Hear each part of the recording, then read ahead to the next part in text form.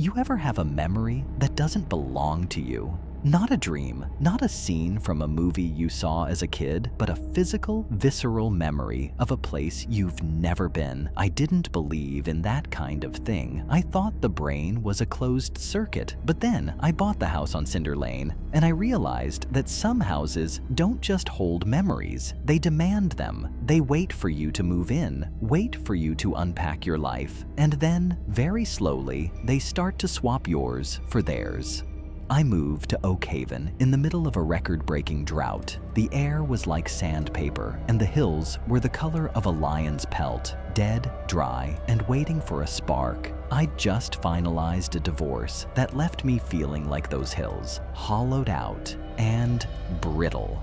I needed a place where no one knew my name, and the Craftsman on Cinder Lane was cheap. Too cheap, looking back. But at the time, I just thought I was lucky. The house was beautiful in a faded, tired sort of way. It had these deep, wraparound porches and windows that looked like heavy eyelids. But the centerpiece, the thing that had drawn me in despite the heat, was in the backyard. It was a swimming pool. Or it had been. It was an Olympic-sized rectangular basin, but it had been filled in decades ago. Now it was just a massive, sunken bed of packed earth and stubborn, yellowed weeds. The previous owners had tried to plant a garden there, but even the succulents looked thirsty. There was something about that patch of dirt that felt dense, like the ground there was heavier than the ground anywhere else. The first week was normal. Boxes, bubble wrap, the sound of my own footsteps echoing on the hardwood.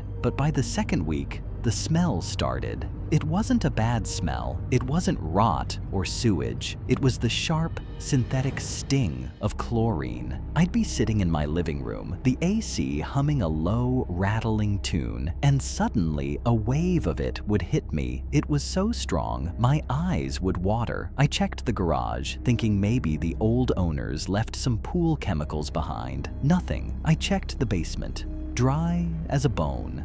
Then came the sound. It started at night, a soft, thwack splash. The sound of a diving board springing back and a body hitting the water. I'd run to the back window, heart hammering against my ribs, expecting to see a trespasser in a pool that didn't exist. But there was only the dirt. The moonlight would hit that rectangle of earth, and for a split second, just a flicker of the eye, it would look like dark, rippling silk. But when I'd blink, it was just dirt, just weeds and dust. I told myself it was the heat. Heat stroke can cause auditory hallucinations, David, I'd mutter to the empty kitchen. I started carrying a gallon of water with me everywhere. I was drinking constantly, but I couldn't stop being thirsty. My throat always felt like it was coated in fine powder. One Tuesday afternoon, about a month in, I was out in the pool area with a shovel. I thought maybe if I cleared the weeds, if I turned it into a proper patio, the phantom pool sensations would stop. I dug the blade into the center of the dirt. The ground didn't resist. It was like cutting into a cake. I pulled up a shovelful of earth and my breath hitched. The dirt wasn't dry. 3 inches down, it was a dark, oily black, and it was soaking wet. I reached down and touched it. It didn't feel like mud. It felt cold, too cold for a 100-degree day. I brought my hand to my face and inhaled. It didn't smell like earth. It smelled like a child's skin after a long day at the beach. Salt, sunblock, and that sharp, biting chlorine. I kept digging. I couldn't help it. It was like a compulsion. I dug until I was waist deep in a hole in the middle of the yard. The deeper I went, the wetter the soil became. At about 4 feet down, I hit something hard. It was a plastic toy, a small, red submarine. I picked it up, wiping away the black sludge. It looked brand new, not a scratch on it, not a sign of being buried for 40 years. I turned it over in my hands, and that's when the first echo hit me. Suddenly, the sun wasn't hot. It was mild. I wasn't David, a 40-year-old man in a dusty backyard. I was small. I was looking up at the sky, and the sky was framed by the concrete lip of a pool. I felt the water pressing against my ears, the muffled world of the underwater. I felt the red submarine in my hand, gliding through the blue. And then I felt a hand. It wasn't a grab.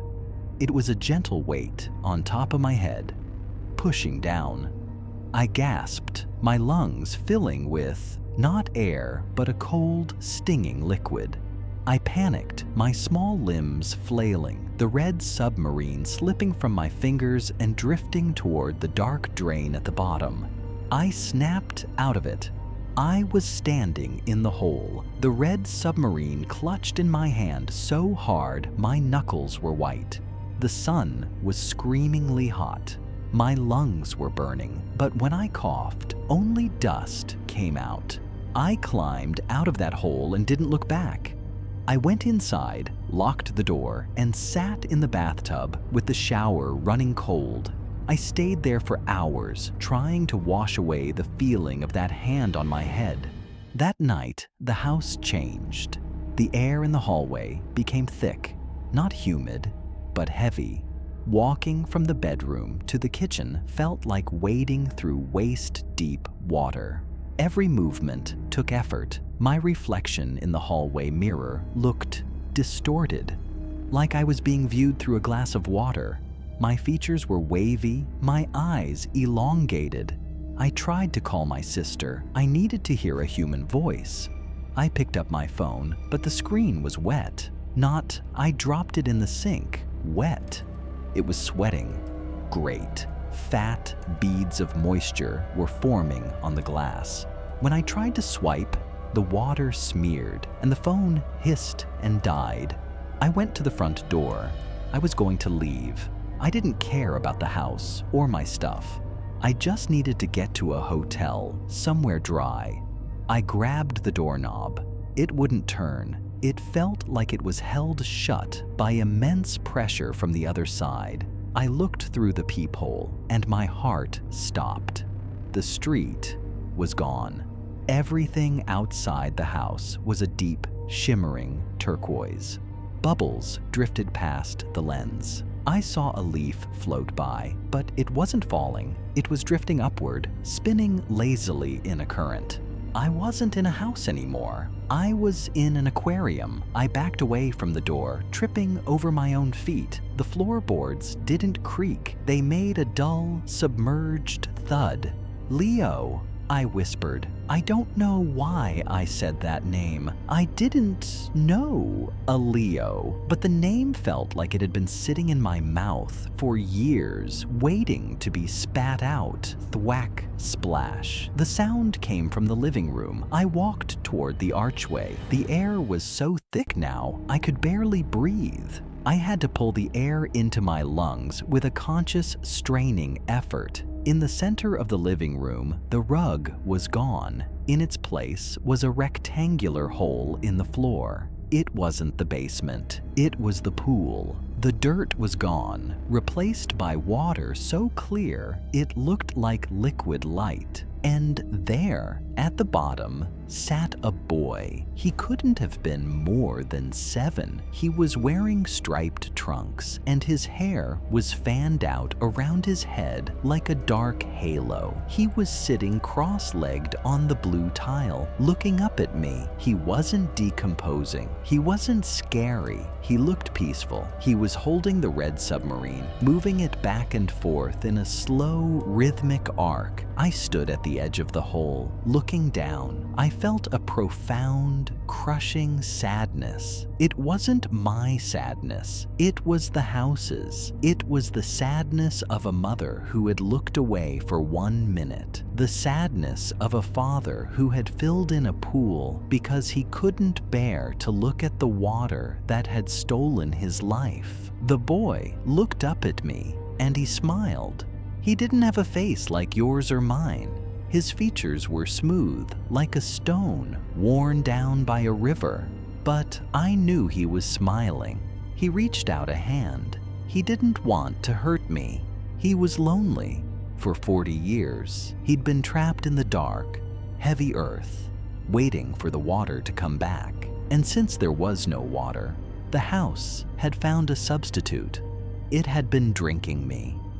I looked down at my arms. My skin was pale, translucent. I could see my veins, but they weren't blue. They were clear. I felt light. The weight that had been crushing me was gone, replaced by a strange, effortless buoyancy. I realized I wasn't thirsty anymore. I looked back at the front door.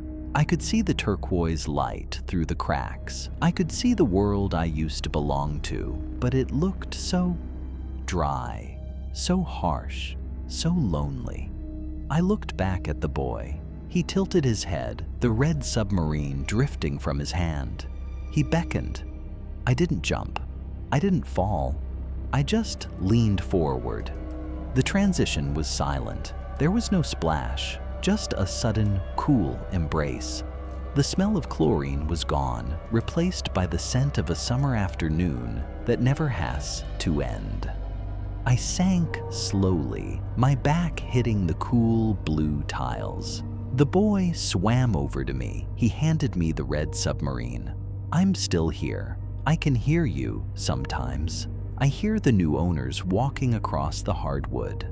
I hear them talking about the weird damp spot in the living room that they can't seem to dry out. I hear them complaining about the heat, about the drought, about how much they need a drink. Sometimes I want to tell them. I want to tell them to just stop fighting it, to let the thirst go. But I'm busy. Leo and I are playing. We have all the time in the world. And the water is so clear. If you're ever in Oak Haven and you see a house on Cinder Lane with a backyard full of dead weeds, do me a favor. Don't dig. Don't look for the red submarine, because the ground is still thirsty and you look like you're full of exactly what it's been missing.